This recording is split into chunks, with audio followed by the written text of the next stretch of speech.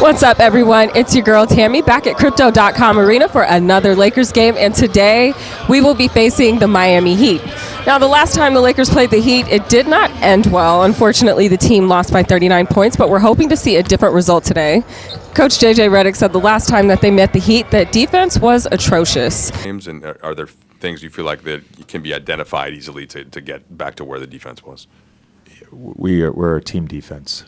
And for us to be good, we have to defend as a team. And that's our shifts, that's our low man. Obviously, the individual pride and resistance and physicality at the point of attack and in your one-on-one defense has to be good. The San Antonio game in particular was atrocious in terms of our team defense. We left every single guy, not just, you want to point at a guy, Austin. No, we left every single guy on an island. It was atrocious. We put together an edit. We had to cut it a little short this morning. There's 15 to 20 clips where they just get to the rim and there's no shift, no low man.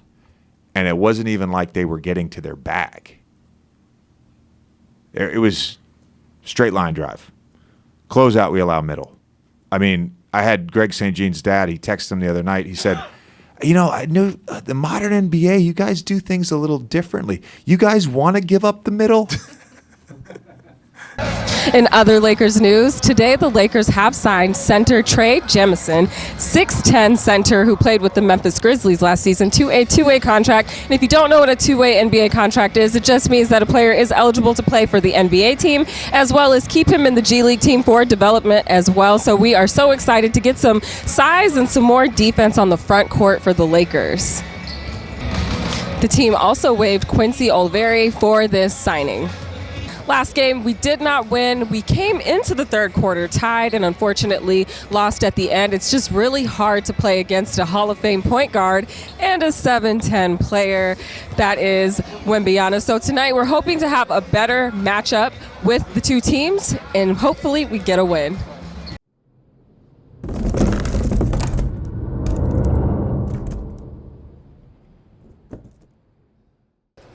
All right, Lakers Nation, we have a final score of 117-108. The Lakers did win tonight. They were able to pull out a win after a shaky first half. Hero seemed to be doing everything right. And in the second half, the Lakers were able to get it together, pull out a win by playing great defense. They forced 20 turnovers this game, which it was able to get them back on offense to create opportunities to score. We saw leaders doing the things that they needed to do to motivate their teammates. One of the things that was talked about a lot in the press conference was leadership. The theme of the press conference from JJ Redick tonight was communication, leadership, responsibility. Here's more about what he had to say about that.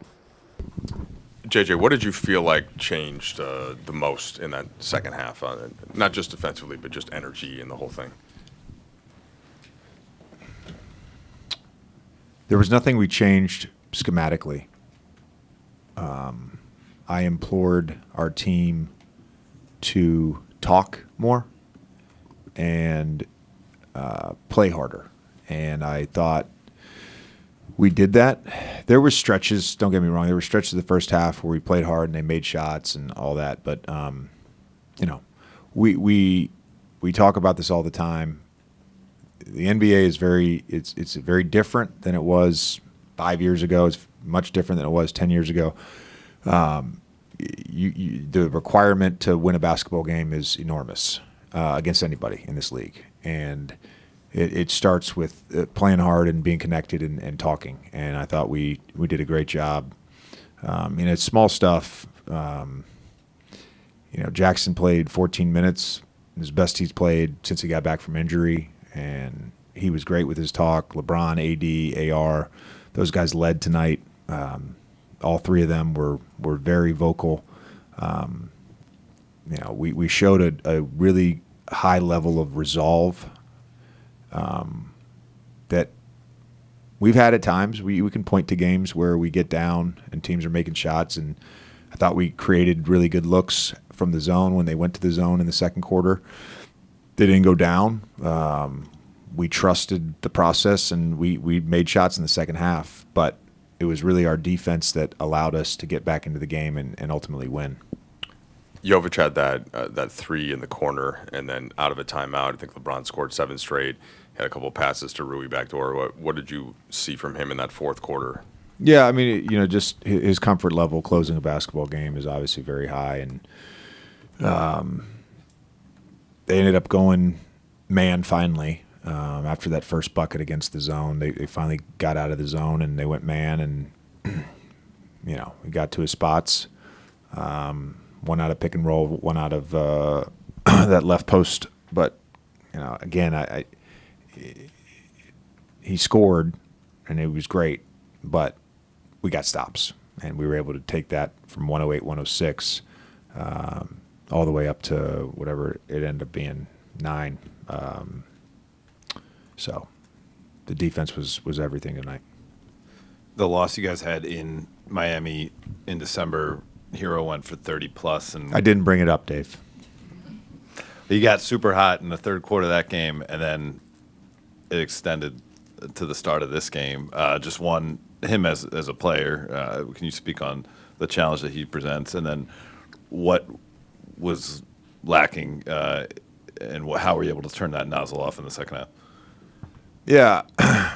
First of all, saw a recent press conference from Spo where he described him as a player, and he made a reference. He reminds me of a certain other player. I'm just saying, and we all, we recognize he was talking about Steph. And I told our team, and Bo told our team in the scout at the pregame meeting, you got to treat this guy like Steph Curry. That's how he's playing right now. Yeah, he's playing at such a high level. And the threes and the volume and the efficiency has just completely changed him as a player, and he's become just a real offensive weapon. And that first half, he hit 2 threes in transition. So, we didn't do a great job on one of them of getting matched up, and he's got 4-point line range and bangs one there. He made some shots in the second half. There was a step-back 3 from the left slot off a baseline out of bounds. He curled around and hit it tough, too. He made contested shots in the second half. But, I think our physicality, there was a few plays where off ball we just got into him and denied him on a top block. And, just not having him then involved in the play helps our defense. JJ, there was a sequence. You guys were already making your run at this point, but there was a sequence where. And to be clear, because I know how this works, okay, Steph Curry to me is clearly one of the greatest players of all time. I'm not saying Tyler Hero is Steph Curry. What I'm saying is Tyler Hero plays a lot like a young Steph Curry. Okay. So Tyler Hero's not on your Mount Rushmore. No. Okay, just to be clear. Maybe one day. I don't know. Okay. He's a young player. To go to one of your own players, there was a sequence where you talk about playing hard. 80 do for the ball led to that sequence where Rui drives, kicks to LeBron 3, cuts to 1. How much, easier does it become for everyone else to play with that energy when it's your best player making that sort of play, those hustle plays? Yeah, it was awesome.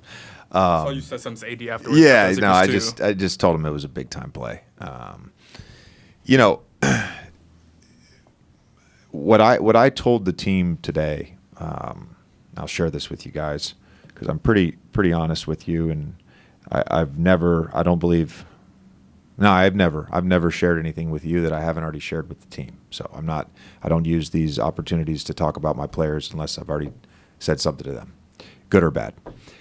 I challenged the team across the board today in our meeting about leadership. And leadership, people think about talking, obviously being vocal, talking in huddles, whatever it may be. That certainly is a form of leadership. But leadership takes many forms, and I think talk is a requirement of the job as a basketball player. Talk is a requirement of the job. But leadership can be playing hard defensively. Leadership can be taking a charge. Leadership can be taking care of the basketball. It's all about leadership and ownership for what you are supposed to do. That's your job. That's leadership to me. And that's a great example to me of leadership from AD, is being the first to the floor in a tight game. It's a momentum swinging play for us. So I wanted to give him some love when he did it. Don't always say some stuff to guys. I'm not always positive, I try to be, but not always. JJ, obviously your team responded to I think the word you used was you implored them. I'm sure it was polite at halftime. Measured. But you just said you did it pregame today in meetings and stuff, and the first half went the way the first half went. I guess, is that just the thing that this team is just like, is that the drilling point for you with them, is like as often as possible stay together? I mean, that was what Max said to us at shoot around today, is like, if we're connected and Connected, yeah. we're Connected. good, we're connected, we're communicating, we're good. If we're not, we're not. Connected. There's power with the group, and there's power in being connected, and there's a lot of things that go wrong in every single basketball game, and you have to stay connected. And I thought we did a fantastic job of that tonight. And our coaching staff, all of them, they did a great job. But it was our players tonight. Like, I got to give them credit. They stayed the course. They stayed connected. They showed resolve. It was them tonight. JJ, you've talked a lot throughout the season about the possession battle. Tonight, you guys take 17 more shots than them. You forced 20 turnovers. I think at one point in the second half, they had made like 2 more shots than they had turnovers. What did you see in terms of just the rotations, the playing in passing lanes, and just the way you guys were able? They had a lot of like corner turnovers. Yeah, I thought our activity level actually picked up at points in the second quarter.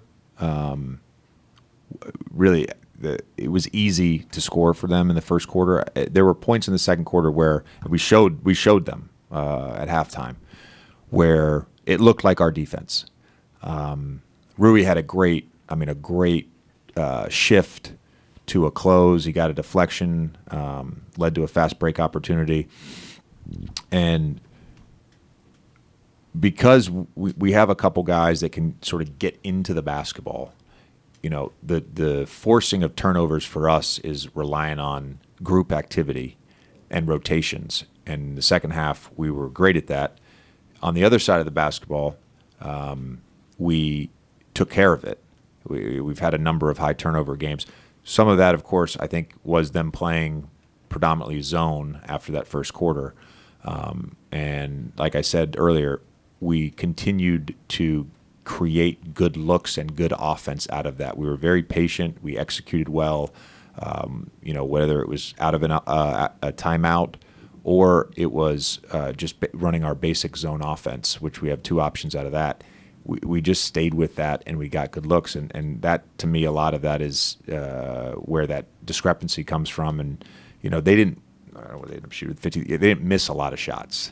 They turned the ball over. And, because they didn't miss a lot, there weren't a lot of offensive rebound opportunities, but we were able to control the glass when they did. We also heard from Gabe Vincent and Austin Reaves, who both talked about leadership as well and talked about doing everything that they needed to do to get the win tonight. Check it out. Hey, Gabe. JJ was talking about your connectivity as a group and how important that is, and the kind of the communication. What did you take out of him challenging you guys at halftime, as he told us, and how did you feel like that impacted things, if at all, in the second half? I think it was just the message we needed, and I think most importantly, it got through to the group, and most importantly, we responded in the way that we needed to, and played more capable to we played more like we're capable of. We were playing a little bit beneath ourselves, giving them too many easy opportunities, so we cleaned some things up. I asked JJ about a sequence where AD dove on the floor. You guys were already starting to make a run. AD dove on the floor, led to the LeBron 3 that cut to 1 in the third quarter. Mm-hmm. He mentioned that he challenged the leadership from the team. When it's a player like AD making that kind of play, first off, what did the JJ challenging leadership, how did that come off, and I guess what does that play kind of do for you guys when you seen AD make that sort of play? Yeah, I think there was a number of inspiring plays tonight that led to runs or gave us a little life as they started to make a run. But anytime one of your top 2 players, top 3 players, best player is diving on the floor for a loose ball, that gives everybody a little life. That got the bench a little more excited. That gives us a little more energy. And we fed off all that.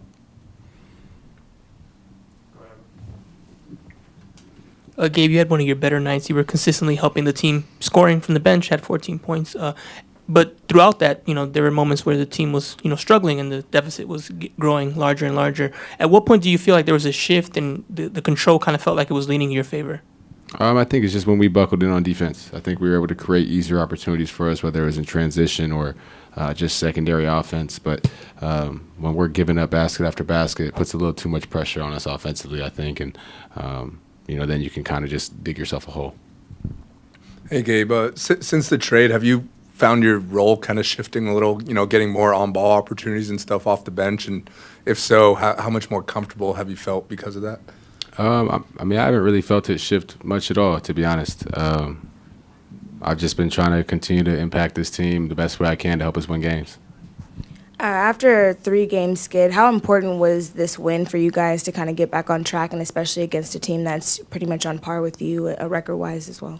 Huge. We had an extended amount of time off in some ways. It was like 12 days since, I think they mentioned, since we'd won a game, and we only played like 2 games in that time. And that's like college. You play 1 game a week or 2 games a week. So very different for us. Used to playing every other day, and that feeling of winning is everything. It's kind of like a drug. So to get that feeling back was great for us, great for our group. Yeah, obviously today made some shots, had a really good offensive performance. For you, just as a shooter, after kind of struggling early on a little bit, how do you kind of stay mentally in it, as far as your routine, staying confident? A lot of times the mental battle is a lot more important than, shots going in or out. It's just about, staying confident and staying with your routine. So can you speak to that a little bit? Yeah, for sure. I think there's a lot of noise around this game. There's a lot of noise around this organization within this league, but I don't think there's anything I've done more in my life than shoot a basketball. So that's going to be the last thing I lose confidence on, so I put up thousands and thousands of shots over the course of my career, and I know I'm a good shooter. I know I'm capable of shooting the ball. I've made big shots in big games. I've missed shots too, it's how the game goes, but the confidence in self never really wavered. Thanks, Gabe. Yeah, appreciate y'all. Have a good night. Your own biggest critic. You talked about the last couple games not being up to what you're looking for. Tonight, 14 assists, 1 turnover, had an efficient shooting night. Again, I know that's not the point. It's about the win, but was there anything that you felt like you found in that to have a floor game in that way? No, I just think I played better. I've spoke on it. These past 2 games before this game, I'll take full responsibility. Like I said earlier, I didn't play good. And my job is to, help us win games. So I had to be better. Tonight was, no different. I didn't go in the game with a different, mindset. Just play basketball. JJ told us about his message at halftime. Just wondered what you took from that. As a team, really more kind of what the team took from that, and if kind of playing. What was his message? Essentially, connectivity, and it sounds like I'm sure he used a little bit more choice words than that. No, he would never. Yeah, we didn't play a good first half. They were picking us apart. Tyler Hero was doing a really good job getting to his spots. And then when AD would try to contest, he would hit Bam in the row, and then they run like this wheel action. So the guy in the corner's cutting, so it creates a problem for that X-Man. And they just got us in, bad positions. We don't want to give up middle. We gave up middle too many times. Just not a good first half. He come in, challenged us, and felt like we responded in a positive way. Asked JJ about the sequence in the third when AD dove for loose ball, led to the LeBron 3, cut it to 1. When asked about that, JJ mentioned how he challenged leadership this morning and said, that kind of plays what leadership looks like. How did that message land this morning when he challenged you guys in that way, challenged the leadership of the team? Yeah, I went up to the gym yesterday to get some shots up, get some treatment. Seeing JJ ask if I had a minute to talk, and went upstairs. We had a really good conversation, and he basically told me that I needed to be better, and I couldn't agree anymore. I was, like I said, I was bad the last 2 games, And then this morning, challenged Bron and AD as well, as long with everybody else. And to come out here and get a win and perform like we did in the second half means that we, care about, the right things, and we're able to be coached. And that's not the case all the time in the league. Sometimes, you say something wrong to the wrong person and, they get in their feelings, and, that easily could have happened, and it didn't. And that's just a testament to the guys that we have in this locker room. Hey, Austin, I think you're third in the league in assists since Christmas Day. With this more on-ball role, have you found yourself kind of learning guys' tendencies more so you could, get them the ball in the spots, they like and stuff? No, not really. I just try to pass it to the open person. Probably third in assists and probably high in turnovers too. Tonight was much better. But like I said, I think I said it after I had whatever I had. I think it was 16 or whatever. I do the easy part, just throwing the guys the ball. It's tougher to make shots than pass the ball. So it's, give all the credit to them. And then when you got a guy 40 years old running down the floor, you throw it in the air and he goes and dunks it. It's pretty easy. Austin, just in general, fans kind of gravitate more towards offense, and they only speak about defense often when it's lacking or it's poor. Can you speak about just the challenges that are required to play elite level defense in the NBA, and how small that gap is between a mediocre defense and an elite one? Yeah, it's very tough because there's so many very, very talented players. Tyler Hero and Bam, those are all-stars. Those guys are incredible players that, cause a lot of havoc for defenses. And you have 2 to 3 guys like that on every single team. So, like you said, the margin is very small. You have to be really connected as a group. And I feel like through our defensive flaws this year, we kind of lose that, connectivity. We're not scrambling as good as we could. We're missing the X outs or mixing box outs. Because when you play good defense and you don't end the possession in a rebound, it's deflating. So I feel like we did a really good job of that in that second half of covering for one another, running around, scrambling. Like you said, AD diving on the floor for loose balls. All that stuff really means a lot. You mentioned just now how a lot of times in the NBA, coaches aren't able to really challenge players because guys get in their feelings and whatnot. But you mentioned how JJ was able to come to you and kind of tell you need to be better, as well with LeBron and AD. Do you feel like because he was a former player and kind of has that cachet of guys, that allows him to kind of be able to do that? And just can you speak to his relationship with you guys this year, just in navigating those kind of tough conversations? Yeah, I think, I've only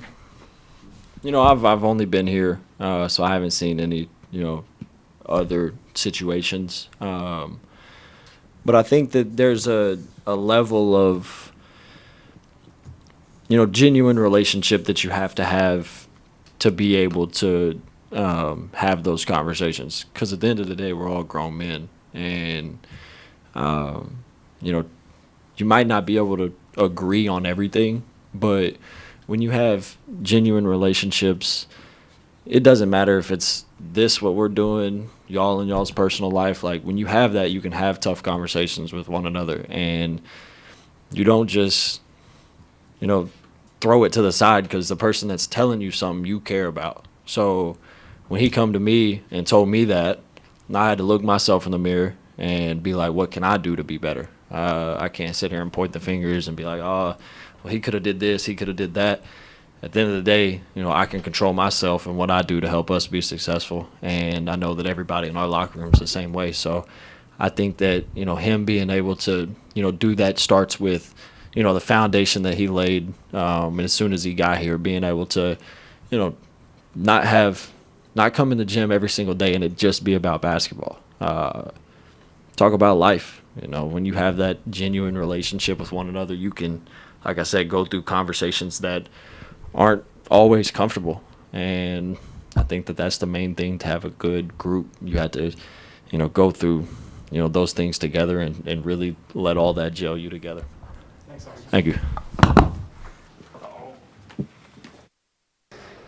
There was a second when I was watching the game that it kind of felt like deja vu from the last game that we played here against the San Antonio Spurs. But second half, they came out and they were connected, like Coach JJ Redick said, and they were able to pull out a win. It was really exciting to watch. I'm so happy for them. It seems like something that the city needs right now, too, especially after everything that we've just been through with the wildfires. Again, our heart goes out to Coach JJ Redick and all the other LA staff members who have been affected, as well as the greater Los Angeles area.